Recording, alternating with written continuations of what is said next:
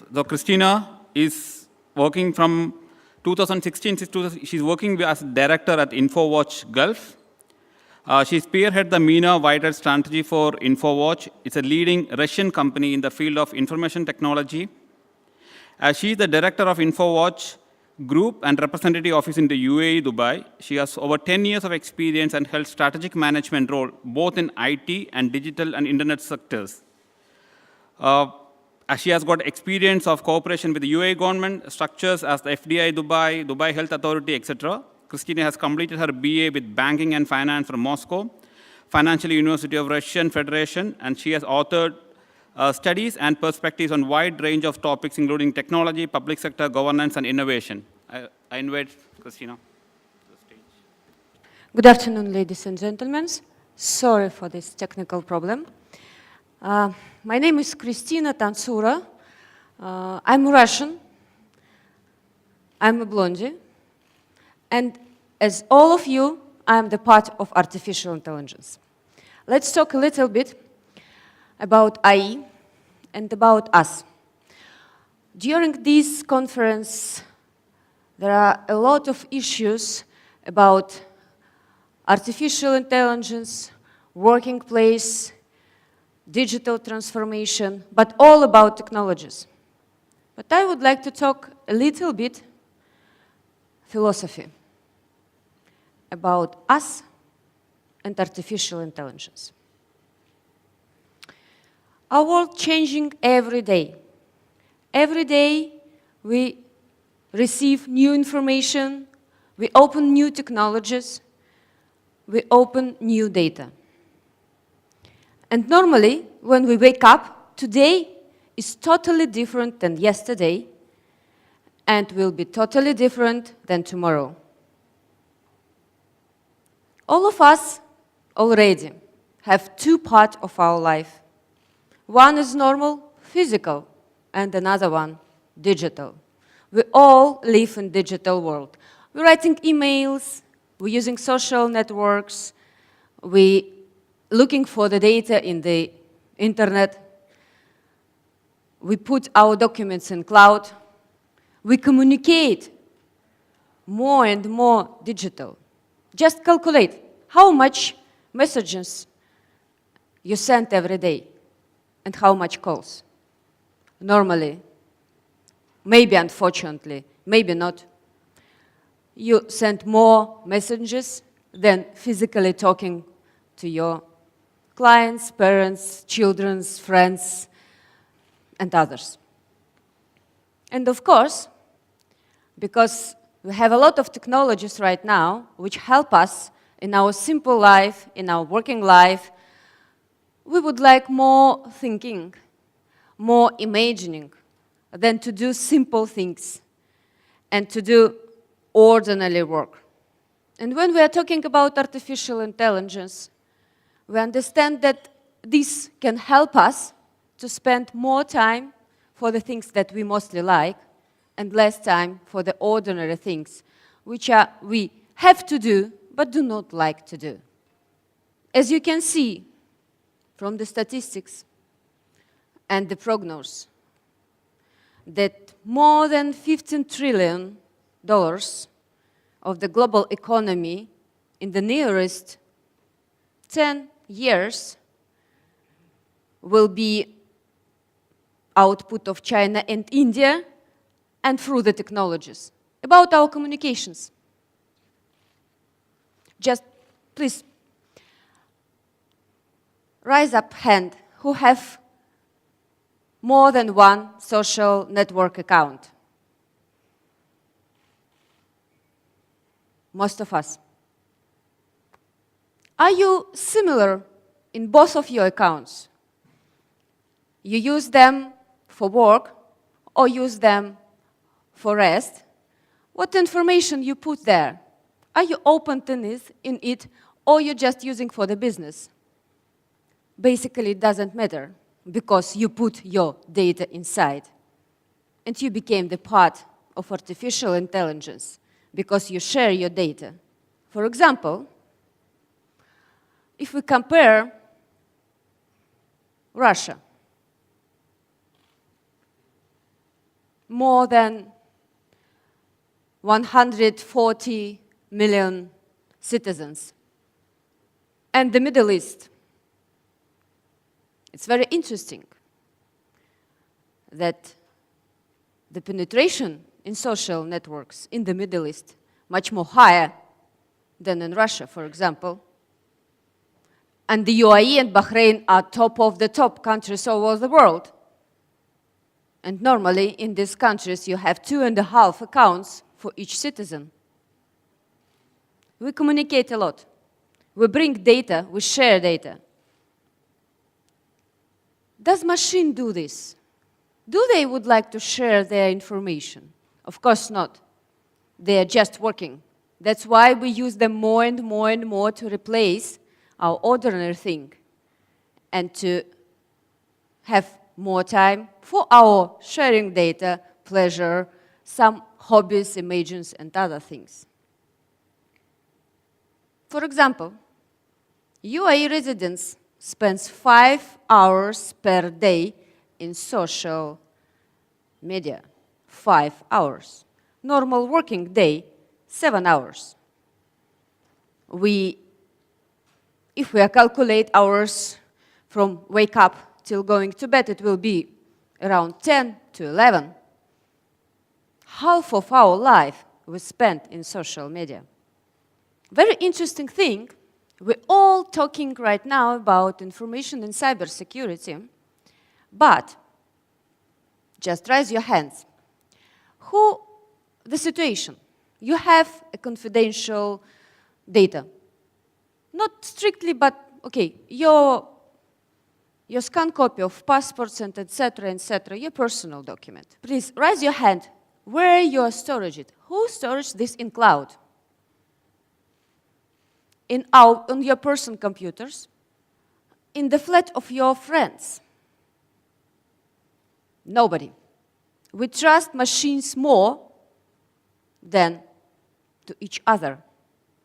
We are sure that our documents in our laptop more safe than, for example, in the apartments of our friends or in the cloud. We trust machines. We start to trust machines. We're talking about cybersecurity, but we trust them more than we trust to each other, because we still aware that machines doesn't lie. We personally go to the digital world and we take our companies together. Digital transformation, blockchain, artificial intelligence. We use all of these technologies to our companies. Just, for example, 40 years ago, when you came to the office, what you see? You see closing rooms with the doors and the persons inside the rooms. What we see now, if we came to the modern office, the open space, the glass doors, the glass walls, all doors are opened, and we became more open. We share information to each other, and if companies do not go to the social media, to the sharing information, to digital transformation, this is not a modern company. This company have no chance to be a leader. We use machines for this, and we still trust them. But our trust in machines is not true, basically. Because we have a lot of issues with the data leakages, cybercrime, cyber attacks. Just imagine, each year, the number of the leakages rise not by 10%, 20%, 100, 200, 500, 700% each year. Infowatch have their own analytics center inside the company, and last 10 years, we twice per year made the global report about the data leakages. And we see that each year, the number of the leakages rise. You say, why? We all use technologies. We start using information technologies. We start using cybersecurity technologies. But the number of the leakages rise. Because hackers, most popular Russian hackers, also use the technologies and also use artificial intelligence, big data, new viruses, and etc. What does it mean? This means that we need to find the optional way how to trust machines and how to trust to each other. This is the first thing, very important. And the second one, we are still more clever than machines because we can make the decision not based on the experience and the huge analysis of information. We can make the decision based on our feelings, intuition, imagine. That's why we are still clever than machines. But we need to teach them. We need to teach them accurately. We need to find the way how to use, how to make artificial intelligence more positive and for positive using. For example, last year, more than 3.5 billion dirhams act in the cybercrime have been stolen from the UAE residents and citizens. More than 3.5 million users was involved in cybercrime. What this mean? This means that the hackers more faster in using new technologies. They do not discussing, they simply using and already using artificial intelligence for cybercrime. We all here for 2 days. We have presentation of the artificial intelligence solution. Do we see the solution with the artificial intelligence for the cybersecurity or for information security? No, unfortunately. We use artificial intelligence for digital transformation, for customer service, but not for the protection. We do not teach them. What can happen after that? And should we stop using the digital technologies? No, of course not. We couldn't return to the paper world. It's impossible. We all grow. We all changed. But we need to pay more attention for information and cybersecurity and for using artificial intelligence for this. For example, right now, in 2011, all personal data which are in cloud, internet, etc., in the digital world, worth 315 billion. In the nearest 2 years, it will cost 1 trillion. And of course, this is a huge money that can be used, but we can protect. But if we compare how fast rising the cybercrime and how fast rising the worth of personal data and the number of the personal data in the digital world, and compare how rise the expenses for the information and cybersecurity, this is totally not enough. We need to pay more attention for this. For example, if we compare 2017 and 2018, the number of the cyber attacks rise more than in 5 times. The number of the data leakage rise more than 7 times. But the expenses for the cybersecurity and information security rise just for the 7%. Compare the difference, and you will understand why we should scare about artificial intelligence that can be used by cyber criminals. Is it true that artificial intelligence is dangerous for us? What do you think? Not in terms of your working place, but in terms of the information and cybersecurity. No, it is not dangerous because we can teach them. And artificial intelligence teaching on us, on our actions, on our data. So if we put the clear data inside and put the right protocols, it will be not dangerous for us. And very interesting thing, which also was found by Analytics Center of Infowatch. During the years, and it confirms by during the years, the reason of the 80% of cyber attacks, this is the internal leakage. This means that the person in your company, in the government authorities, take the confidential data, take access, find some vulnerabilities inside the IT system, and provide this information to the hacker or to his friend and friends to his hacker, doesn't matter. But the reason of the cybercrime is our internal employees. Unfortunately, the reason is us.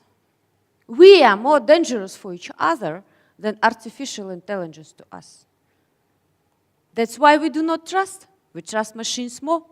If hackers use the artificial intelligence already, how we can be protected?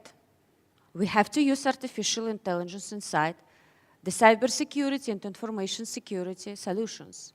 It's already done by a couple of companies, and for example, artificial intelligence is mostly helpful to prevent the hacker attack, because the speed of the reaction of the artificial intelligence and of the machine, of course, is more higher than the speed of our reaction. And of course, you can replace 10 or 15 engineers who monitor and who previously stopped the hacker attack for the artificial intelligence. But only in case if the hacker use the previous done viruses, previous done methods of attack. If they use the new one, the artificial intelligence couldn't help you because he do not know about this. And this means that we have to not only to educate our artificial intelligence solution, but we also need to protect machines from ourselves, from the people. Because each of us potentially can be the source of the data leakage because of mistake. For example, like it was a couple of years ago when Mr. Putin made a visit to Finland. And because of the mistake of the one of the top police guy in Finland, all his road goes to the email of the simple lady in small village. Just a mistake. But the top confidential information about how the delegation with Mr. Putin and the president of Finland will road during his visit go out. Just a mistake. But it's okay that the woman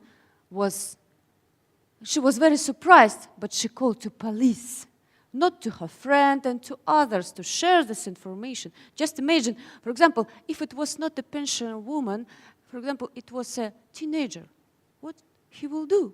He will share this in the social media, and everybody will know. Just a simple mistake and the data leakage. This means that we have to pay, sorry that I'm repeat it again and again, but for me as a person who working in information security field and who see every day the new attack, new leakages, and receive the result of the investigation of these issues, in 90%, 80% times, this is we. This is not the artificial intelligence. This is we. All of us, each of us, one of us. So, what we can do, we can educate. Educate our staff, our employees, ourselves, how to be protected. And share our knowledges